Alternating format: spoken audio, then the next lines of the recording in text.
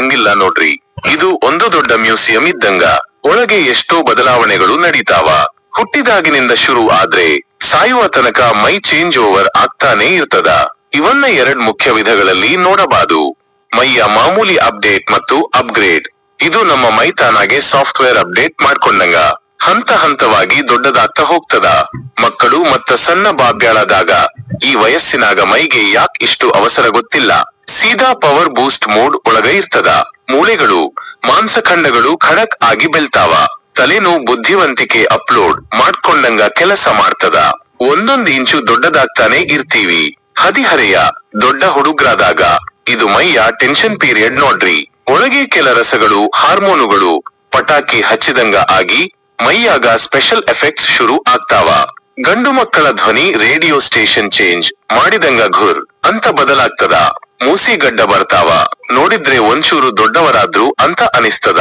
ಹೆಣ್ಮಕ್ಕಳಿಗಾದ್ರೂ ಮೈಯಾಗ ಸಾಕಷ್ಟು ಬದಲಾವಣೆ ಡ್ರಾಮಾ ನಡೀತದ. ಇವೆಲ್ಲ ಮೈ ಮುಂದೆ ದೊಡ್ಡ ಕೆಲಸ ಮಾಡ್ಲಿಕ್ಕೆ ರೆಡಿ ಆಗ್ತಿದೆ ಅಂತ ಅರ್ಥ. ದೊಡ್ಡವರಾದಾಗ ಈಗ ಮೈ ಸ್ವಲ್ಪ ಸೆಟಲ್ ಆಗಿರ್ತದ. ಹೊಸದಾಗಿ ಬೆಳೆಯೋದು ಏನೂ ಇರಂಗಿಲ್ಲ. ಆದ್ರೆ ಮೈಯ ಎಲ್ಲಿನಾದ್ರೂ ಏನಾದ್ರೂ ಹಾಳಾದ್ರ ಅದನ್ನ ಸರಿ ಮಾಡ್ಲಿಕ್ಕೆ ಮೈ ತಾನಾಗಿ ರಿಪೇರಿ ವರ್ಕ್ ಮಾಡ್ತದ. ಜಿಮ್ಮಿಗೆ ಹೋಗ್ತೀನಿ ಅಂದ್ರ ಮಾಂಸಖಂಡ ಗಟ್ಟಿಯಾಗ್ತಾವ. ಇಲ್ಲ ಅಂದ್ರ ಮತ್ತೆ ಪಾಪಕಾಯ ಆಗೋದು ಪಕ್ಕ. ಮುಪ್ಪಿನಾಗ ಮೈ ಬ್ಯಾಟರಿ ಲೋ ಆದಂಗ ಆಗ್ತದ. ಓಡಾಡ್ಲಿಕ್ಕೆ ಶಕ್ತಿ ಇರಂಗಿಲ್ಲ. ರೋಗಗಳನ್ನ ಎದುರಿಸುವ ಇಮ್ಯುನಿಟಿ ಪವರ್ ಕಡಿಮೆಯಾಗ್ತದ. ಕೂದಲು ಬಿಳುಪಾಗ್ತಾವ. ಕಣ್ಣು ಮಂಜು ಮಂಜು ಆಗ್ತಾವ. ಯಾವಾಗ್ಲೂ ಒಂದು ಕಾಲ ಇತ್ತು ಅಂತ ಹಳೆ ಕಥೆ ಹೇಳೋ ಟೈಮ್ ಇದು. ಹೊರಗಿನಿಂದ ಮತ್ತ ಒಳಗಿಂದ ಬರುವ ಸ್ಪೆಷಲ್ ಎಪಿಸೋಡ್ಗಳು ಇವು ಮೈಯಾಗ ಯಾವಾಗಾದ್ರೂ ಬರಬಾದು. ಮುಂಚೆ ಹೇಳಿ ಬರಂಗಿಲ್ಲ ಅಂತಾರಲ್ಲ ಹಂಗ.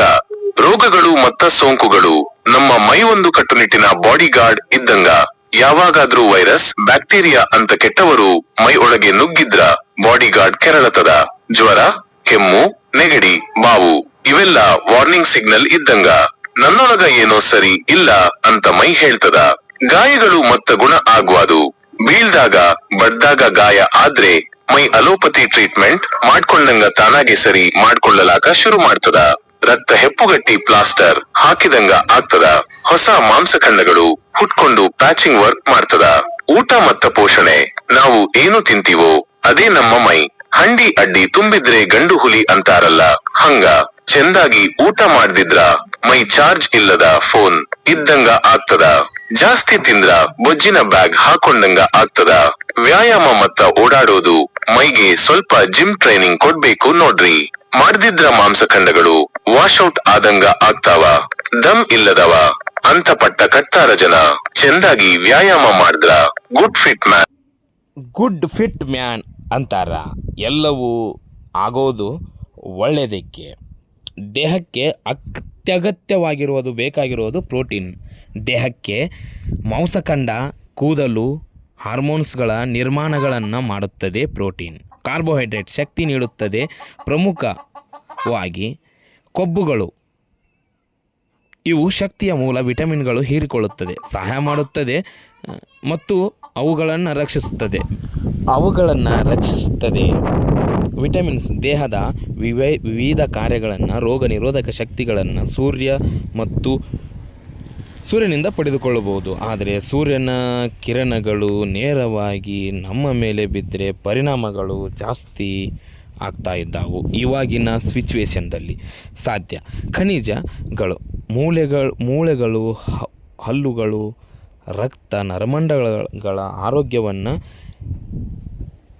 ಸುಧಾರಿಸುತ್ತದೆ. ಬೇಕಾಗಿರುವಂಥ ಪದಾರ್ಥಗಳನ್ನು ನಾನು ಹೇಳಿದ್ದೇನೆ.